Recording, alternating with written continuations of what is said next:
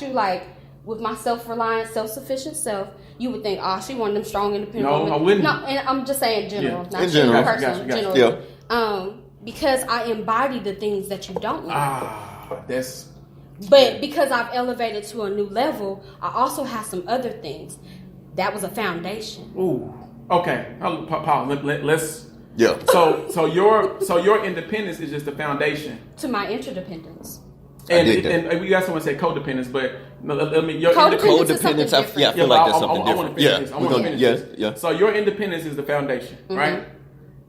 Are you saying that because men, because men don't have that foundation, they cannot deal with a woman that's already set themselves up for that, and so because interdependence is two separate people that can do their own things separately. But I lost my job this year. Okay, well you can not work for a year and I got this. So we're switching. It's a reciprocal kind of like situation. So not so much parasitic. This not parasitic. Codependent to me is more parasitic. Yeah, it definitely is. Codependent, and we're gonna get to next. But I feel like for men, and this is my opinion, but it's my experience, I see men lack confidence or lack the self-esteem to be with a woman like that. You date at the level of your self-esteem. I try not to speak in heteronormatives because I just feel like that doesn't do us any justice. Yeah. But if we have to do the male-female thing, let's do it. It's not attractive if you can't take care of somebody who can take care of themselves. Because what can you do for her if you haven't developed your personality, if you don't know what your core values are, if you don't know what you stand for, and you don't know where you're going? Every time I put in my GPS in my phone, I'm not just typing in a random location. Have a direction. Right. I have a direction. I have and intentional location. steps. And if I've worked up to interdependence, I'm not just going to be with somebody who out here randomly living because you're going to stress me out. I'm about to go off my directions. My compass going to be everywhere. I'm everywhere. My compass going to be everywhere. It's like I already set this up for myself. Look. And you messing it up. I'm going northbound. You going southwest. Right, you're going nowhere. Fast. And so, I've always said this, and I think I had this conversation with Josh about this too. I feel like for men, I can speak for men only. I can speak but men, I feel like hold on. Can I put a pause in that? You can. Why can't you speak on women's behalf? But let me rephrase it. And Josh, you say it first, Josh, because I've been talking like. I've never been a woman. Yes, you have. Technically, you have until 20 weeks of development. I mean, really, we can go into technicalities. Go ahead. Okay, but they like facts. I've never. No, the people. No, on that one post like facts. Hey, listen, we like talking about this. Find that post, like, get some tea. Sip some tea. Read that post. But yeah, I've never been a woman. I don't know what it feels like to think like a woman or to feel as a woman does. Here lies the problem. Okay. That lack of compassion and empathy is why we have a problem in our community. You do not have to be a woman to identify with a woman. You do not have to have a period to understand a period hurts. You do not have to have a baby physically to understand that labor and pain happens to women. You do not have to hear a woman say that she has been raped. And you don't have to go through it, but you can feel where she's coming from. Yeah, you can feel that. But see, for me, that takes maturity. Well, for me, I can put myself in that position easily. It's just that for me, I feel like I would rather a woman speak for a woman. Because here's the thing. The experiences that women have are completely different than the ones I have. So I don't feel. You started off, if y'all go back to the beginning, where he started off and he said he was raised by two women. I was. I can speak for them. This is not. I can speak for them. But this is not a personal attack on you, so don't take it. It's fine. I won't. But y'all say that y'all been raised by single women, but didn't know nothing about them. That's confusing to me. How can you say that? You just said you can't speak on a woman's behalf. I prefer not to. We need y'all to speak up for us. No. You saying speaking up and speaking for. Those are like I would speak up for a woman in any moment. So do you pay attention to politics? All the time. So we have an issue in Congress where they're trying to vote on things that would affect a woman's reproductive choices. Absolutely. But it's nothing but a whole bunch of men making the decision. Absolutely. Is that problematic? That is problematic. Of course it is, because you got a whole bunch of men making decisions for women. That don't affect them. But they have daughters. That don't mean anything, no. That don't affect them. That don't mean anything. But when a black, I can just say black woman, when a black woman has a son, we the first people to champion for y'all. And we champion for y'all too, but I'm saying, you don't speak up. No. You again, speak up and speaking for two different things. Mm-hmm. I would speak up for a woman. I would be the person marching with the signs for women's rights. Right. I'm right there with you. But I'm not. I feel like I can never speak for a woman. I can't speak for your experience. I don't feel like I'm qualified. Well, not even qualified. I don't feel like that's my space. Mm-hmm. Now I will speak up for it, but like, no, you're not gonna do this. You're like not. This. Right. Did you do that the other day in them comments though? No, I didn't, and I will tell you why.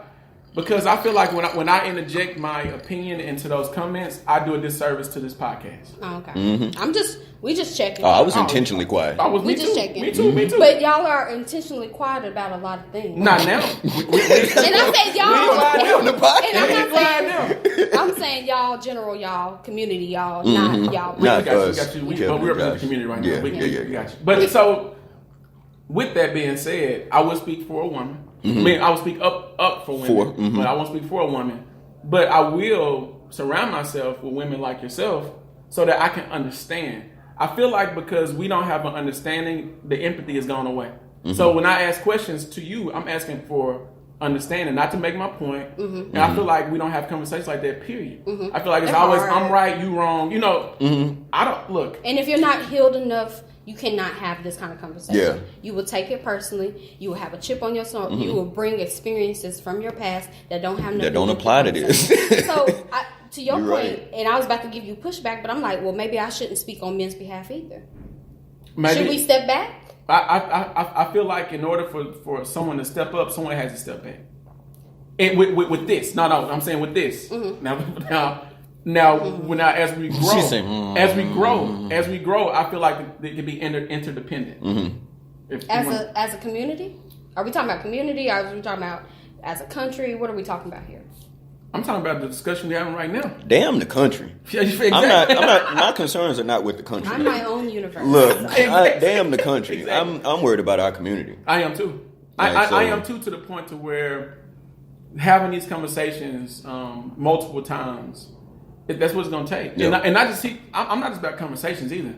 We have to take action intentionally. To research group. Somebody pick that up real quick. Yeah. We have to take intentional action to have these conversations in a space and in an environment that's conducive to growth. Yeah. I feel like, I watch Facebook all the time, man. I do.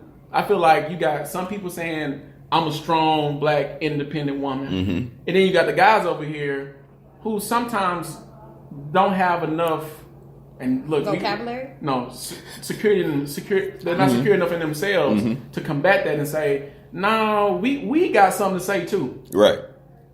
That's just me, because I don't see a lot of men getting on Facebook saying, "I can do this shit by myself." Right. I don't need you. Well, this is. That's expected of us. But so it really doesn't. It doesn't do us any. Doesn't do us any good to say, "Hey, I'm a man." Like, okay, guy, you want a cookie? Like, what are you saying? But I feel like for a woman in our community, because we've put our women in such a situation where they have to be that role. Absolutely. So now they say, well, damn, I'm wearing these size 11s. I'm wearing these size 11s. Damn it, yeah. I gotta be this. I gotta be this. So where do you get back to a space? And I was having a discussion with someone the other day. Where do you get back to a space of where you have mutual agreement to where we can say, you know what, we know all this stuff is happening. We know what's going on. When can we meet and talk like this? I have to question if we. Hold on. We skipped something. Okay, back up. We skipped the definition of toxic. Ooh, we did. Backtrack. Because I'm trying to make the connections in my brain. Piece it all together, baby. To piece it all together. Yes. And once again, we're searching for something with no address. How do you know you're a toxic, independent person? Okay. You wanna unpack some symptoms? I'm gonna say a couple. Okay. If you get in a situation in your life, ladies, I'm gonna specifically speak to my demographic because I can speak for women and y'all speak for men. Yeah. Let's do that. Just on this. Ladies, if you get to a position like I had a flat tire, let's just say I had a flat tire, and I picked up my phone and I had nobody to call. That's a sign of toxic independence. When you never have somebody to step in on your behalf, that's a bad sign. Yeah. That's a bad sign. I don't care about you being able to pay your bills. That's part of being an adult, like you just said. You're an adult. That's way to go. But when you pick up your phone in the middle of the night and you need somebody to reach out to, that's a sign of toxic independence. Just clap. Sit that right there. Okay, Josh, you got a sign for toxic Y'all independence? thought I was coming surface level? No. I thought you said that only people who say time heals all wounds talk about surface level wounds. They do. It's deep. It is deep. They do. Because we talking about some. Because time not gonna heal this. Time not gonna heal that. Not we It's gonna take choices. now time. What I was saying. What Immediately. I was immediately. What I was going to say before. Expeditiously.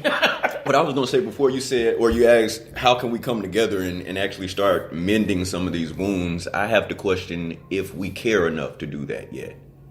That part, Jada voice. Do you think that is the? Do you think that we don't know to care, or the fact that we just don't care? We don't care about ourselves. Right. I don't think do we know how to care about ourselves? If I don't love me, how can I love anybody else outside of me? I agree. Yeah. I mean, I'm just thinking rationally. Yeah. It don't make sense because that's my masculine. But my masculine. But let's because that makes sense to me. Because I feel like this is another form. This is something that toxic independent people say. Okay. They say I love myself. I love myself way. And the intention. I'm sorry, I was shaking my head. That's body language, ain't it? 60% of conversation, 30% of tone of voice, 10% of the what tone you say. of voice behind that is like the words you said were empty. Ooh. See, that's The words you said were empty. Because really, what are you saying? With If you have to boast it, it's not true. Can I get some more claps? If you have to boast it, hold on. If you have to boast it, it can't be true. I'm talking about boasting now. Boast is the word that I chose. And that's the energy I'm talking about. Boast. That's the energy. I'm talking about. That energy was like, I love myself. The energy behind that is what I'm referring to. I feel like that's another form, like a sign of toxic independence. So we got flat tire. I love myself. You don't have to announce love. People see it. Yeah, people feel it. It radiates. Especially it my women. Like, we all have these platforms and we talking about self-care and all that kind of stuff.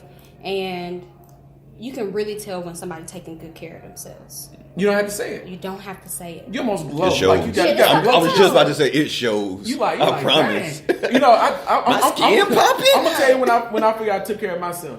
When I walked in the room, it was like, man, you glowing. Yeah. Like, what you mean? Yeah, what you mean? So I feel good. Right. I'm glowing. Somebody told me I was glowing. I was like, I've been drinking water. I've been drinking water. All right, so we got the toxic independence. That's some parts of toxic independence. It go deeper than that. I'm not a therapist. I'm not a psychologist, but y'all know when. Well, I feel like you don't have to have a degree to be a psychologist at all. She ain't got I'm a counselor, though. Right? I be counseling. I be counseling. As I'm cutting. I'm like, as you hold still while I get your line together. But tell me more about your childhood. For real. Tell me more about your childhood. You know, I actually, yeah, I can see those two things being a sign. So. We got toxic independence as a badge. Is there anything else where independence is seen as a badge, Josh, that you kind of experienced along your journey? I'm sorry, Josh. You said Josh. My bad. Speaking on your behalf. No, you got it. You the guest. You the guest. Yeah, feel free. You the guest. Feel free. I got it. I'm gonna step on some toes, but step on them with heels. There is no such thing biologically as a single parent. Whether you're a single mother or single father. You can be a single woman that has a child. You can be a single man that has a child. But there is no such thing as a single parent. You got to explain this to right now. What's going on in my head? Wait a minute. Oh, no, damn that. You know, I have my kid all the time. I do it by myself. The other parent, don't do nothing. That means you don't have enough people and you don't ask for help. You ain't got resources. And that's a toxic sign that's that you don't have to sell. Oh, okay. That you don't ask for help. You don't ask for help. Not you don't have help. You don't ask so for I've help. created a space where I've almost because you're hurt. alienated myself. Yes. And alienation is also because I can do this. I can do this by myself. Yeah, for sure. For sure. Man. Well, cool. We can stick with this. But yeah. So I came back. I was about to go in. Yeah. So what I'm hearing is that there's no such thing as a single parent because Biologically, that's biologically. How did you do it?